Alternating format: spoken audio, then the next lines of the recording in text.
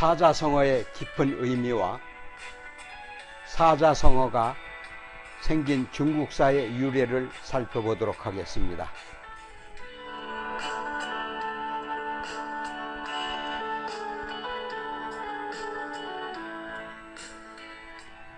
원교 근공이라는 말이 있습니다. 그 뜻은 천하통일의 지도 원리를 먼 나라와 사귀어서 가까운 나라를 치는 국책의 한 가지 방법을 말합니다.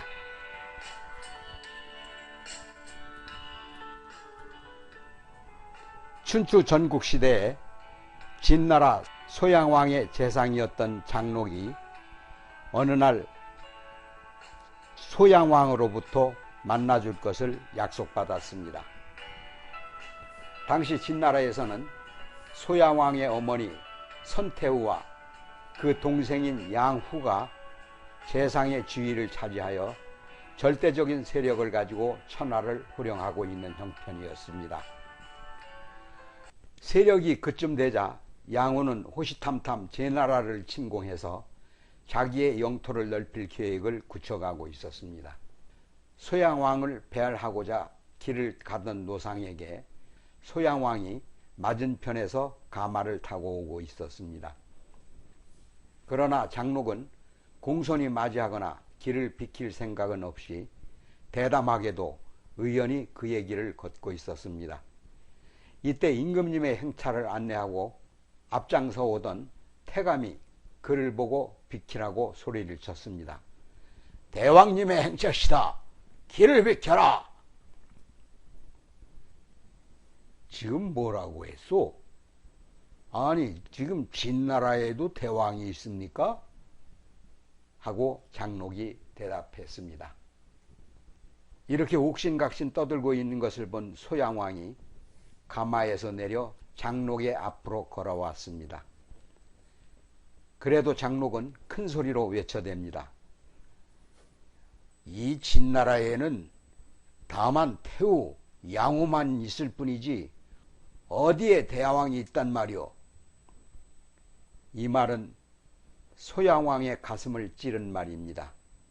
그러나 소양왕은 겸손한 태도로 장록을 정중히 궁안으로 모셔갔습니다.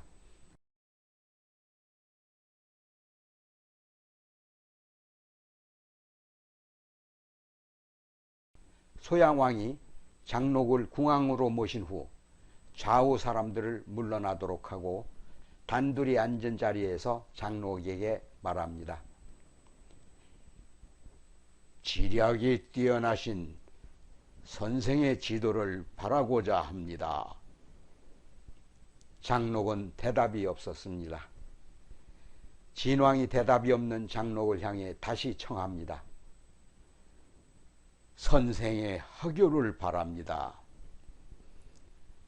장록이 여전히 함구불연이라 세 번째로 안타까운 내색을 지으면서 물었습니다. 설마 선생은 이 사람이 지도해 줄 만한 사람이 못 되어서 그러십니까? 이때 비로소 장록이 입을 열었습니다.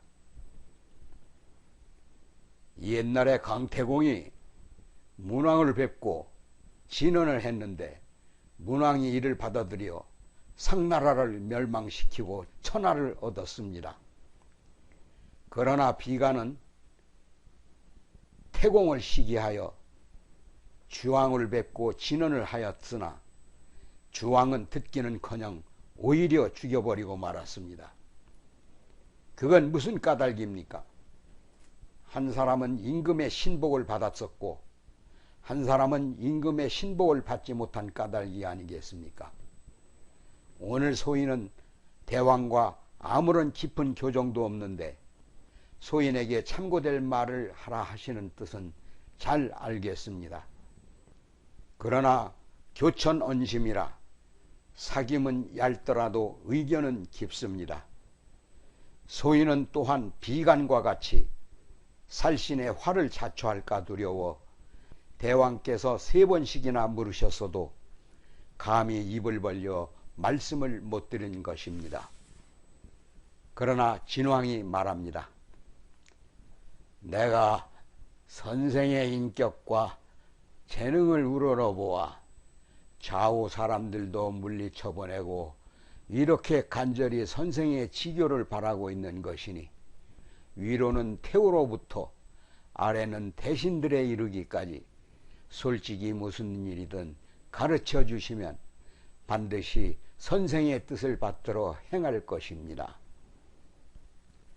그러자 장록은 서슴없이 대왕께 충간을 하였습니다.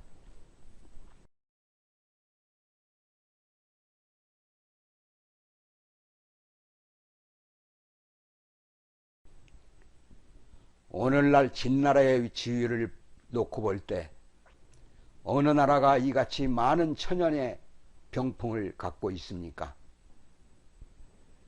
진나라의 병력을 볼 때 어느 나라가 이같이 방대한 병마를 갖추고 강대한 사병을 유지하고 있습니까? 또 진나라의 백성을 볼 때 이같이 기율을 잘 지키고 나라 사랑하는 백성을 어느 나라가 감히 따를 수 있겠습니까? 진나라를 제외하고는 어느 나라가 제후를 영도하여 중국을 통일할 수 있겠습니까?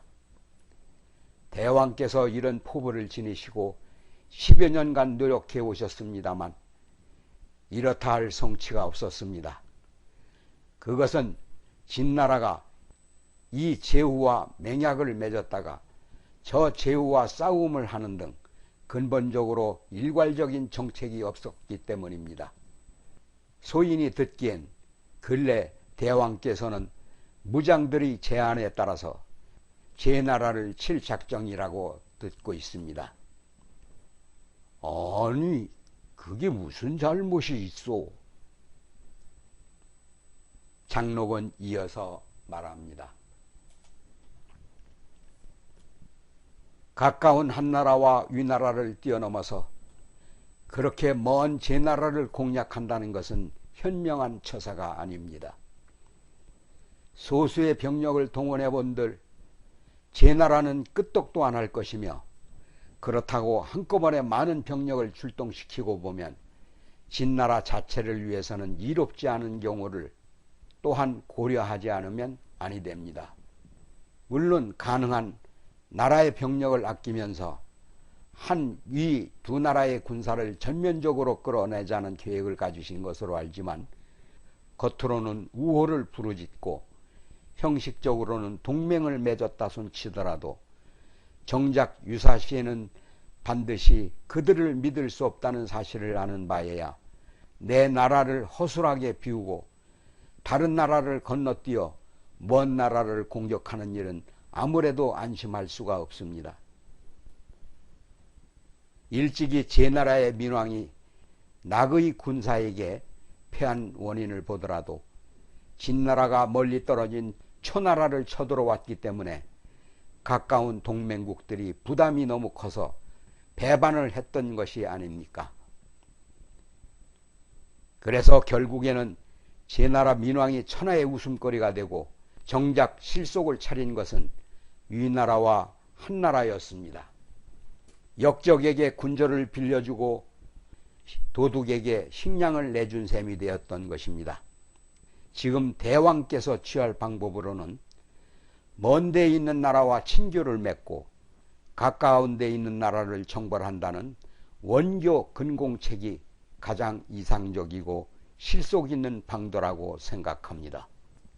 한 채의 땅을 얻으면 그것이 임금의 촌토요, 한자의 땅을 얻으면 그것이 임금의 척치가 아니겠습니까? 이에 득실의 이치가 이렇듯 명백한데 구태여 먼 나라를 공격한다는 것은 깊이 고려할 필요가 있는 것 같습니다. 이렇게 장록이 진왕을 깨우쳐 주었습니다. 그래서 장록은 일약 진나라의 객경이라는 어마어마한 대우를 받았을 뿐만 아니라 나중에는 재상으로 임명이 되고 더욱이 응후라는 칭호까지 받고 진나라의 군사관계를 도맡아 보았습니다. 그 후로 원교 근공책은 진나라의 국시가 되었으며 급기야는 중국의 천하 통일을 이룩하게 한 지도 원리의 역할을 다하기에 이르렀다고 합니다.